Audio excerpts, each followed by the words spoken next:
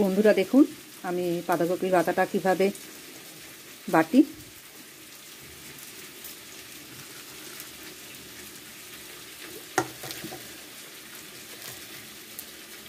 মিক্সির মধ্যে পুরোটা দেব, দিয়ে এটাকে পেস্ট করব।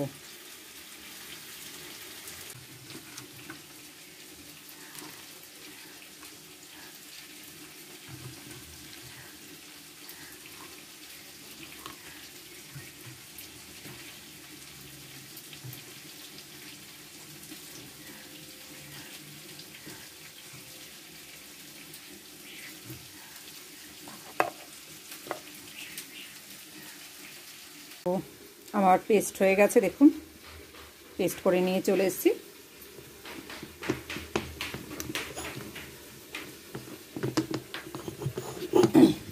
এই যে পেস্টটা এরকম দেখতে হবে। এবার কড়াইতে তেল গরম করে কালো জিরে ফোড়ন দিয়ে লবণ মিষ্টি দিয়ে এটাকে ভালো করে শুকনো করে নেব। দেখুন পুরো এরকম। তো কড়াই গরম হয়ে গেছে, আমি এবার এর মধ্যে সরষের তেল দিয়ে দেবো।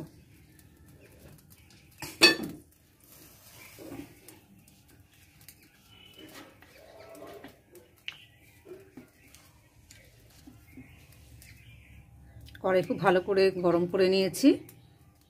বাঁধাকপির বাটাটা সুন্দর করে করার জন্য আমি কড়াইতে সরষের তেল দিয়ে দিলাম।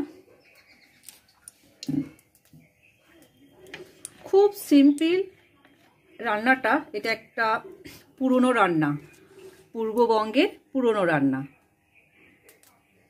তেলটা গরম হয়ে গেছে, আমি এবার কালো জিরে ফোড়ন দিলাম। যদি মনে করেন কেউ পেঁয়াজ দেবেন, এতে পেঁয়াজ ভেজেও দিতে পারেন। আমি এটা পুরোটাই নিরামিষ করব। পেঁয়াজ রসুন দিয়েও করা যায়।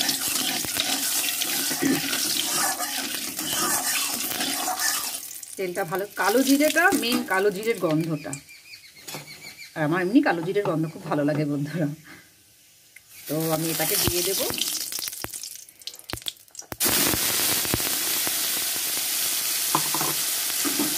আমি মিক্সিতে করেছি, আপনাদের যদি সময় থাকে, বাড়িতে শিলনোড়া থাকে, আপনারা শিলে বেটেও নিতে পারেন। শিলে বাটলে আরও বেশি টেস্ট হয়।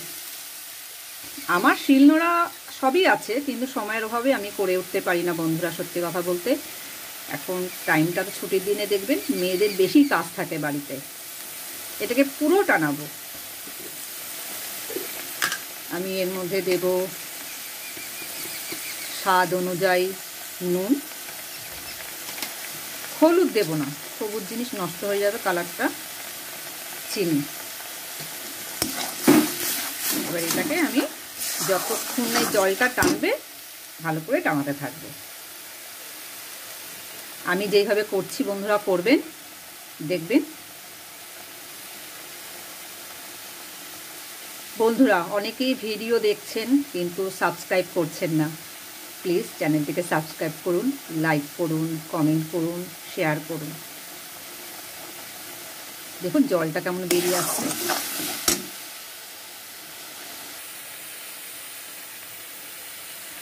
দেখুন আস্তে আস্তে জলটা পুরো টেনে যাচ্ছে, একদম শুকনো হয়ে যাবে।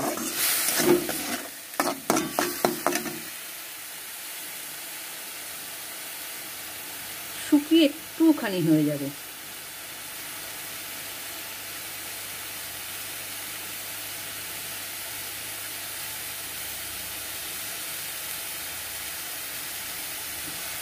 এরকম জল বেরোচ্ছে বন্ধুরা।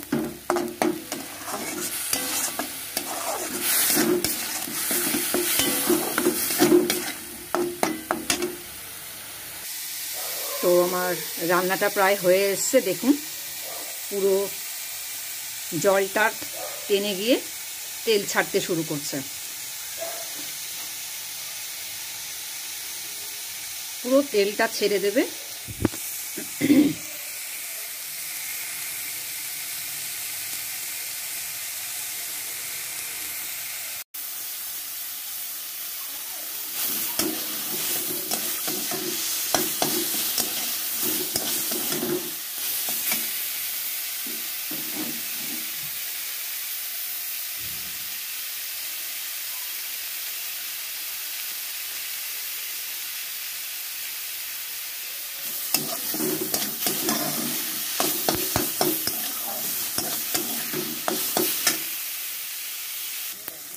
কে কে খেয়েছেন বলবেন। দেখুন আমার হয়ে গেছে পুরো মন্ড টাইপের। আমি এবার এটাকে নামিয়ে নেব।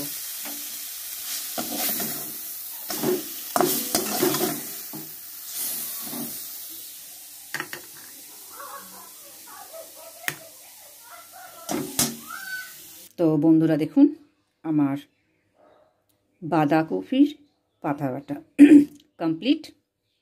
দেখুন পুরো শুকিয়ে এরকম হবে। এইভাবে করে দেখুন, সত্যি বলছি খুব সুন্দর লাগবে খেতে। দেখুন বাঁধাকপির পাতা বাটা খুব সামান্য জিনিস, কিন্তু খেতে অসাধারণ লাগে।